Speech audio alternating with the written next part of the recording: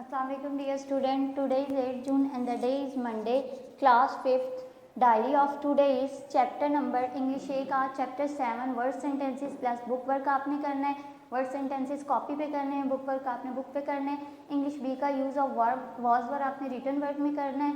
उसके बाद साइंस का chapter 3 page 30 concept question for written work है आपके और साथ उसका बुक वर्क है. सोशल स्टडी का चैप्टर 3 का बुक वर्क आपने करना है. Math exercise 3 question 11 12 13 14 for written work. Question 11 12 13 14 आपके रिटन वर्क में है. Let's move to our first diary of English A.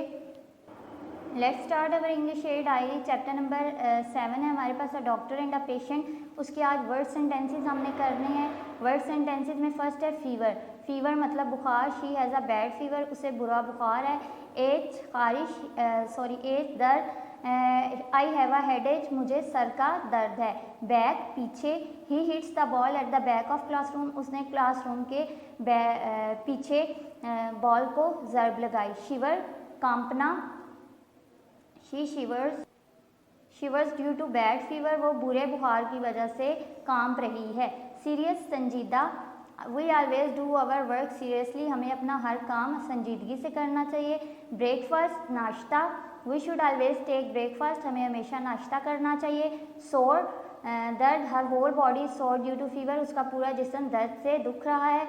Medicine दवाई. टेक योर मेडिसिन रेगुलरली, अपनी दवाई रोज़ाना बाकायदगी से लेनी चाहिए. डोज खुराक. Take your dose of medicine, अपनी दवाई की खुराक ले लो.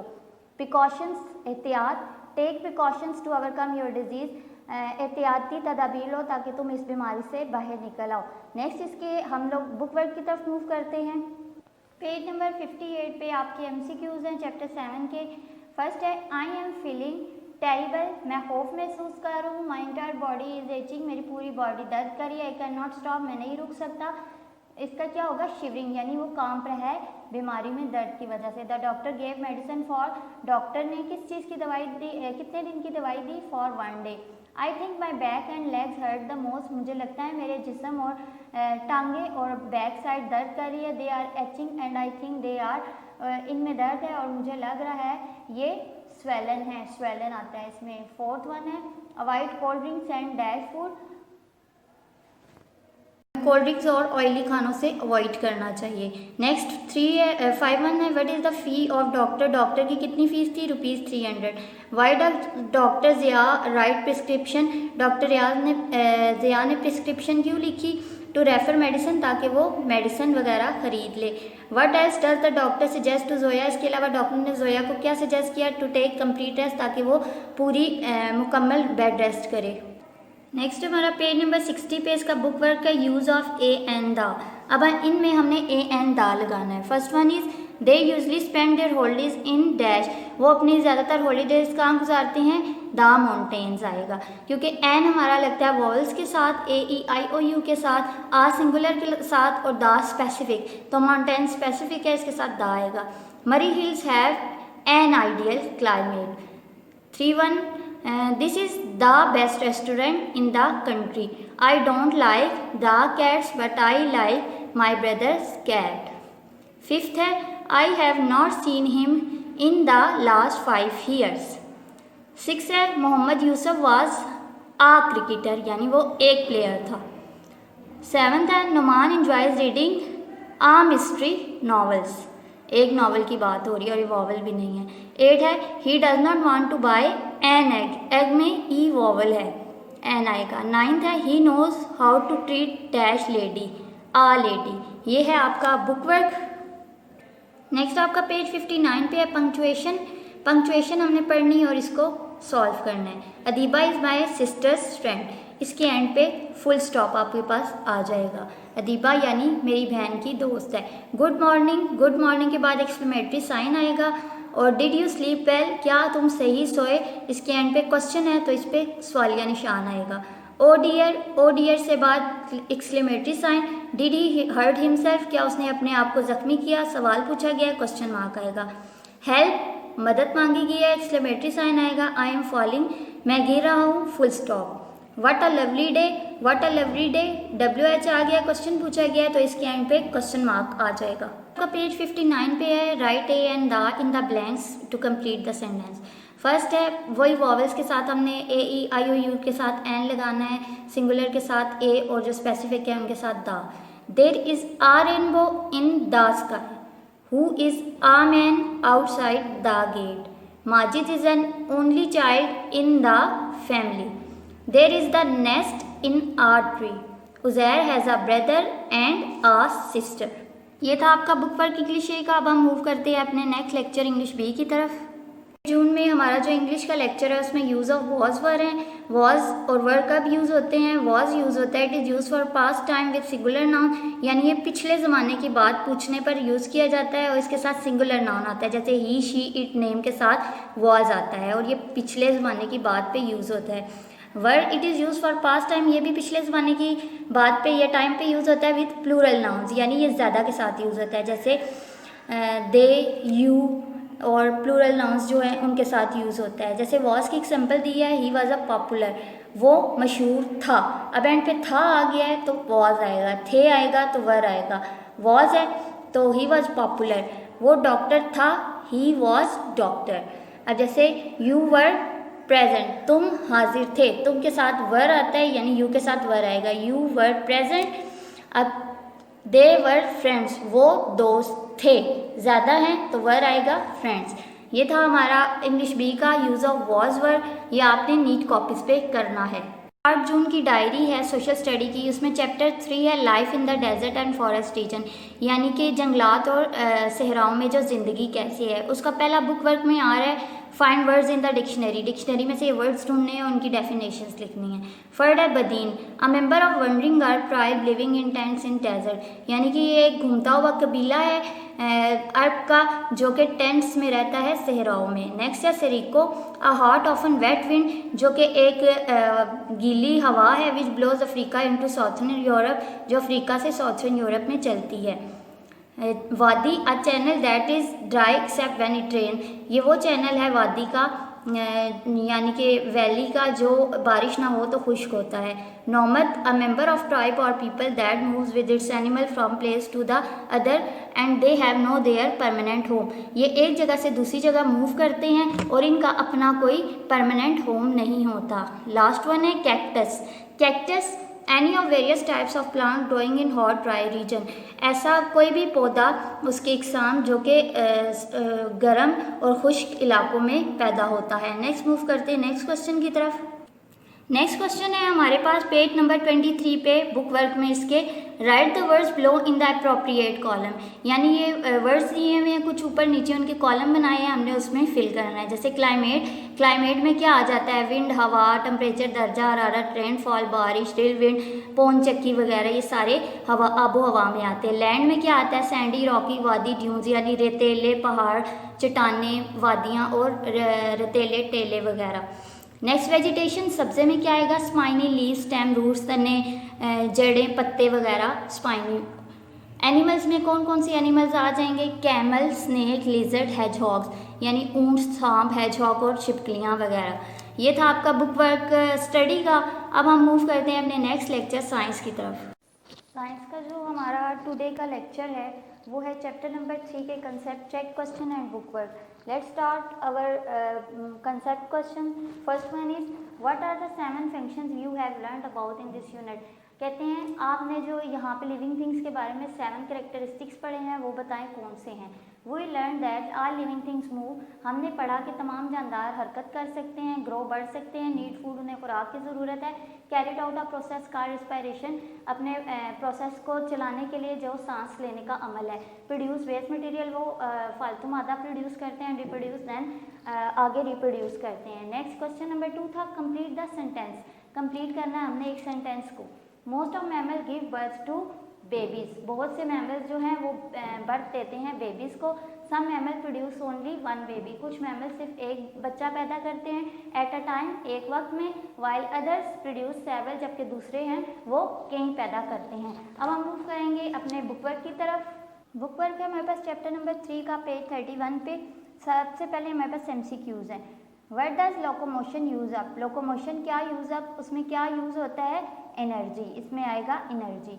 नेक्स्ट वन है हमारे पास two which of these function is perform by all living thing, इनमें से कौन सा फंक्शन ऐसा है जो तमाम जानदार परफॉर्म करते हैं? रिस्पायरेशन यानी सांस लेने का अमल सब इस्तेमाल करते हैं। Which of the following is a waste product which human excel, इनमें से कौन सा वेस्ट प्रोडक्ट है जो इंसान बाहर निकालते हैं? कार्बन डाइऑक्साइड, यानी ऑक्सीजन वो अंदर लेते हैं और कार्बन डाइऑक्साइड बाहर निकालते हैं। फोर्थ वन है हमारा fishes have a sixth sense, what is it? Fishes के पास, जो मछलियों के पास सिक्स्थ सेंस होती है वो क्या होती है?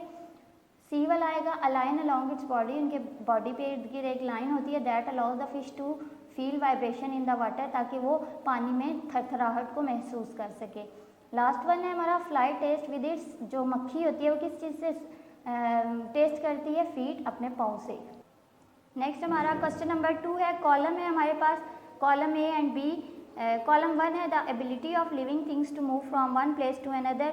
एबिलिटी जो होती है, सलाहियत होती है जानदारों की एक जगह से दूसरी जगह मूव करने की, उन्हें उसे क्या कहते हैं? Locomotion. The ability of living thing to feel things around them, जानदारों की वो सलाहियत जिससे वो अपने इर्द गिर्द महसूस कर सकते हैं, उस सलाहियत को कहते हैं सेंसिटिविटी। थर्ड वन है the process by which living things take in oxygen and give out carbon dioxide, वो प्रोसेस जिससे जानदार ऑक्सीजन अंदर लेके जाते हैं और कार्बन डाइऑक्साइड को बाहर निकालते हैं, उस प्रोसेस को रिस्पायरेशन कहते हैं।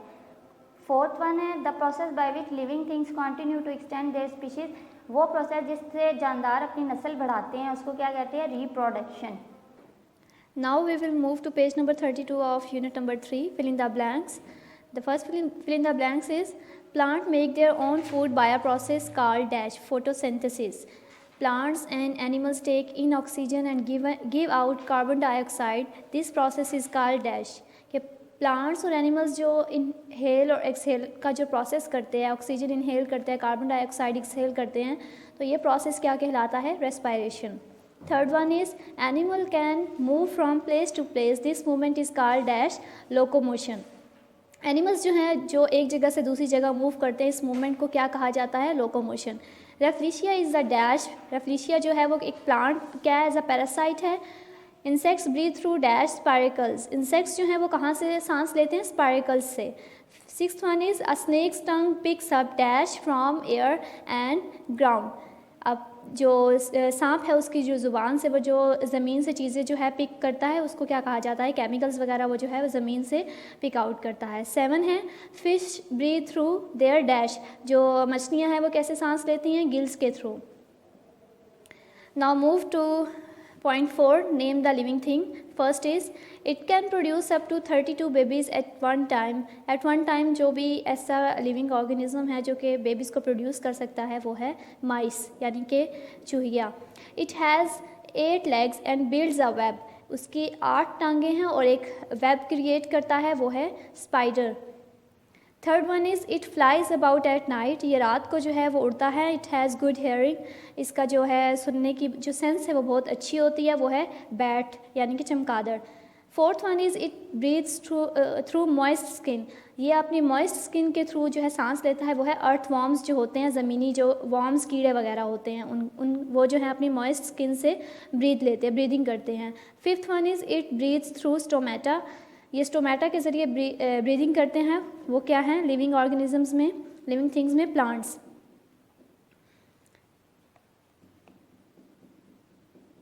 Now move to page number 33 of unit number 3. 7th point is mark these sentences with tick or cross. First one is the hummingbird hovers while it feeds. जो hummingbird है एक परिंदा, ये जब भी फीड करवा रहा होता है तो ये ह्यूमिंग करता है, वो क्या इसका राइट ऑप्शन है? Tick. Second one is fish do not chew food, fish जो है वो फूड को च्यू नहीं कर सकती है, तो ये क्या है? टिक। थर्ड है animals take in carbon dioxide and give out oxygen while breathing, cross. Fourth है the lateral line can be found in some plants, cross. Fifth है plants reproduce by producing seeds और spores, ये है टिक। ये जो math की diary है आपकी, chapter number 3 exercise 3B question number 11 है, find the product and represent through diagram. जैसे कि पिछली वीडियो थी उसमें 6 जून में उसमें डायग्राम वाले हमने सारे क्वेश्चन किए थे, ये सेम उसी तरह है। पहले हमने डायग्राम ड्रॉ करनी है, पहले इसका प्रोडक्ट लेना है, देन इसकी डायग्राम ड्रॉ करनी है। पहले हमें दिया है 1/3 × 3/5, इसका प्रोडक्ट तो इसका प्रोडक्ट आ जाएगा 3 1 3, 3 5 15, यानी इसके अकॉर्डिंग हमने ब्लॉक्स बनाने हैं। 15 इसके जो हैं हमारे टोटल ब्लॉक्स होने चाहिए 1 2 3 4 5 6 7 8 9 10 11 12 13 14 15। 15 इसके ब्लॉक्स हैं, दोनों ईच 15 होने चाहिए। और जो हमारा फर्स्ट वन है ये वाला ब्लॉक बना हुआ, उसको हमने इसके अकॉर्डिंग सॉल्व करना है, यानी 3 उसके कॉलम होने चाहिए 1 2 3, और वो 1/3 है तो 1 उसका कलर्ड होना चाहिए। नेक्स्ट वन हमने आंसर को देख के करना है, यानी 3 ब्लॉक 15 में से 3 उसके फिल होने चाहिए। 15 टोटल ब्लॉक और 3 उसके फिल ब्लॉक हैं। ये थी हमारी डायग्राम की क्वेश्चन। नेक्स्ट हम मूव करते हैं क्वेश्चन नंबर 12 की तरफ।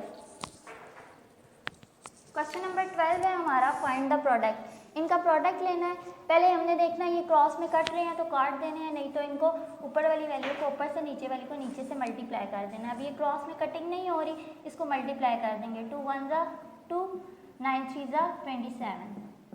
अब इसका नॉमिनेटर जो है छोटा, डिनोमिनेटर बड़ा है, तो आंसर इसका यही आ जाएगा। नेक्स्ट हमारा पार्ट एफ है इसका 1/5 × 7/8। उसी तरह क्रॉस मल्टीप्लाई अगर नहीं हो रहा तो ऊपर वाली वैल्यू को ऊपर से नीचे को नीचे से मल्टीप्लाई करना है। 7 1 7, 5 8 40।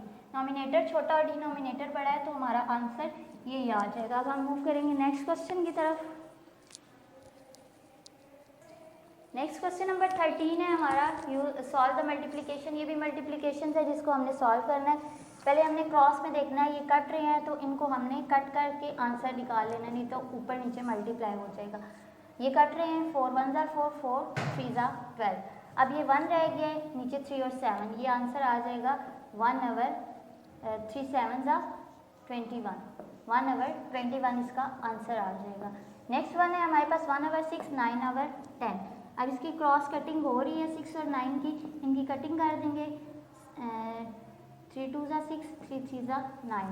अब ये 2 और 3 रह गए हैं, ऊपर 1 है तो इससे मल्टीप्लाई कर देंगे। 3 1 3, 2 10 20। नॉमिनेटर छोटा डिनोमिनेटर बड़ा है तो इसको हमने यहीं छोड़ देना है, ये इसका आंसर आ जाएगा।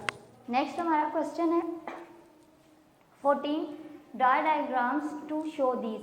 उसी तरह जैसे पहले डायग्राम्स हमने ड्रॉ की थी प्रोडक्ट लेके, वैसे ही ये भी करना है। 2/3 × 1/4। इसका पहले प्रोडक्ट ले लेते हैं। 2 1 2, 3 4 12, यानी टोटल ब्लॉक्स हमारे पास 12 आने चाहिए दोनों में।